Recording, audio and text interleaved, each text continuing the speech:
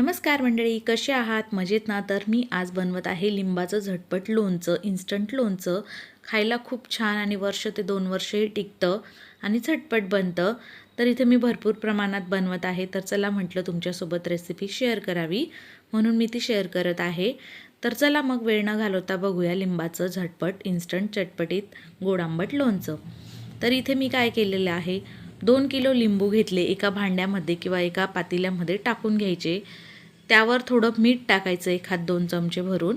आणि त्यानंतर यामध्ये आपल्याला गरम पाणी टाकायचं आहे. तर साईडला मी गरम पाणी करून ठेवलेलं आहे. लिंब बुडतील इतकं पाणी ठेवायचं आणि गरम पाणी यावर टाकून घ्यायचं आहे. आणि गरम पाण्यामध्ये आपल्याला 10 ते 15 मिनटं हे लिंब असेच ठेवायचे आहे. 15 मिनटं झाले की त्यानंतर आपल्याला हे लिंब असे बघा हलक्या हाताने चोळून स्वच्छ धुवून घ्यायचे आहे, म्हणजे याच्यावरची घाण वगैरे निघून जाणार. इथे मी कागदी लिंबू घेतलेले आहे, मस्त असे पातळ एकसारखे घ्यायचे. इथे आमचे घरचे आहे छोटे मोठे. त्यानंतर लिंब स्वच्छ धुवून घ्यायचे 2-3 वेळा.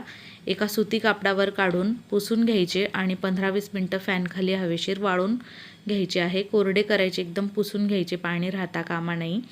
त्यानंतर लिंब आपण एका ताटामध्ये घेऊन घ्यायचे आणि लिंबू सगळे चाकूने किंवा सुरीने आपल्याला धारदार चाकूने असं कट करायचे आहे. एका लिंबाचे मी इथे 8 फोडी केलेल्या आहे छोट्या अशा. त्याच्या बिया सगळ्या आपल्याला काढून घ्यायच्या आहे. त्यानंतर मिक्सरच्या भांड्यामध्ये लिंबू थोडे थोडे टाकून जितके मावतील तितके आपल्याला असे क्रश करून घ्यायचे आहे. बघा, लिंबाचा आपल्याला क्रश तयार करायचा आहे इथे सगळा. तो खूप बारीक पेस्ट नाही आणि खूप जाडसर नाही, अशी बारीक ठेवायची, थोडीशी हलकीशी जाडसर. आणि एका मापात करून घ्यायचं आहे. एक बाऊल किंवा कुठली वाटी तुम्ही करू शकतात. इथे मी एक बाऊल घेतलं. ते बाऊल भरून ह्या लिंबाचा संपूर्ण क्रश तयार झालेला आहे.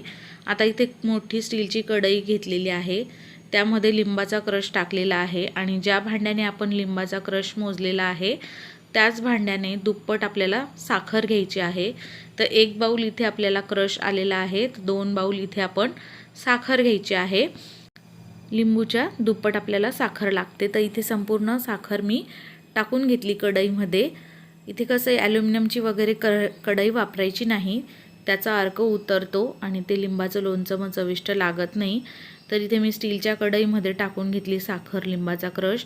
आणि एकदा आपण मिक्स करून घेऊया, म्हणजे छान साखर लिंबामध्ये मिक्स होते, त्याला पाणी सुटतं आणि मग झटपट पुढचं काम होतं. तर इथे मी हे सगळं मिक्स करून घेते. बघा, छान असं मिक्स करून झालेलं आहे मस्तच. आता यावर आपल्याला चवीप्रमाणे मीठ टाकायचं आहे.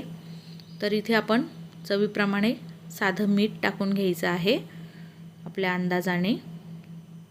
तर इथे टाकून घेतलेलं आहे मीठ, साधारण 2 ते 2.5 चमचे.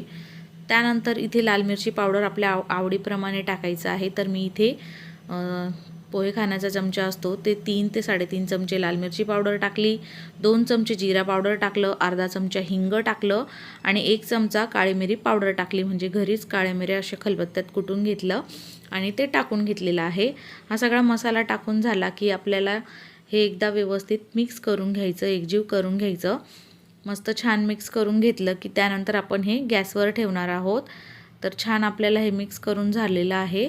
आता आपण हे गॅसवर ठेवूया. सुरुवातीला मीडियम फ्लेम ठेवायची, त्यानंतर लास्टला आपण लो फ्लेमवर हे करणार आहोत.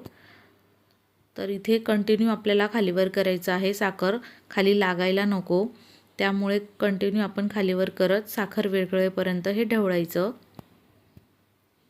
याचा रंगही छान येतो आणि झटपट हे लोणचं तयार होतं.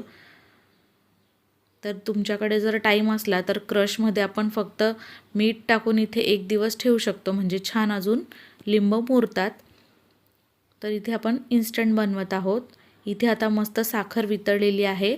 आता हे आपण कंटिन्यू एक 5-5 मिनिटांनी खालीवर करायचं आणि ज्यावेळेस याला उकळी येईल तर कंटिन्यू आपण खालीवर करायचं, हे सोडून द्यायचं नाही, कारण हे ओतू जाईल. इथे मी जास्त प्रमाणात बनवत आहे, त्यामुळे कमी असलं तर थोडं आपण व्यवस्थित करू शकतो. इथे माझ्याकडे जास्त प्रमाणात आहे आणि कढई थोडी छोटी आहे त्या मानाने, त्यामुळे मी कंटिन्यू याजवळच उभी आहे. आता यामध्ये मी 2 चमचे काळं मीठ पावडर टाकून घेते, याच्याने अजून छान चटपटीत छान चव येते लिंबाच्या लोणच्याला. आणि ते मिक्स करून घ्यायचं आणि आता आपल्याला हे सतत ढवळत याच्याकडे लक्ष देत हे छान आपल्याला या साखरेची एक तार पाक होईपर्यंत सतत कंटिन्यू खालीवर करत मिक्स करत लक्ष ठेवायचं आहे. छान शिजून जातं हे आणि रंग पण छान येतो. मी व्हिडिओमध्ये संपूर्ण दाखवत आहे बघा. आता छान उकळी येत आहे. आपण कंटिन्यू हे खालीवर करत मस्त मिक्स करत जायचं.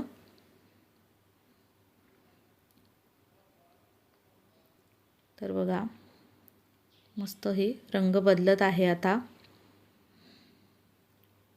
आपण एक दोनदा मध्ये चेक करायचं. असा पूर्ण रंग बदलला की त्यानंतर आपण चेक करायचं साखरेचा एकतारी पाक झालेला आहे की नाही. एकतारी पाक होईपर्यंत आपल्याला हे कंटिन्यू शिजवायचं आहे आणि एकतारी पाक झाला की त्यानंतर आपल्याला गॅस बंद करायचा. तर इथे मी एक दोनदा मध्ये चेक केलेला आहे. इथे आता हा एकतारी पाक तयार झालेला आहे. गॅसची फ्लेम मी एकदम लो केलेली आहे आणि त्यानंतर गॅसची फ्लेम आपण बंद करायची. गॅस बंद करायचा आणि आता हे पूर्णपणे आपण थंड करायचं आहे. पूर्णपणे थंड झालं की हे बघा छान रंग बदलतो. अजून हे आपण थंड करणार आहोत. काचेची बरणी आधी स्वच्छ घासून पुसून उन्हात वाळवून घ्यायची आणि त्यामध्ये आपल्याला हे लोणचं भरायचं आहे. तर आता इथे मी मस्त कोरडी अशी वाळलेल्या बरणीमध्ये लोणचं भरून घेत आहे. बघा किती प्रमाणात बनवलेलं आहे. तोंडी लावायला खा, दशमी ठेपला यासोबत खा, टिफिनला न्या. खूप छान लागतं हे खायला. तर नक्की ही रेसिपी बनवून बघा. रेसिपी आवडल्यास लाईक शेअर सबस्क्राईब करा. आज वेळात वेळ काढून तुम्ही माझी रेसिपी बघितली त्याबद्दल मनापासून धन्यवाद. लवकरच भेटू पुन्हा एकदा साध्या सोप्या घरगुती रेसिपीसोबत. तोपर्यंत बाय बाय.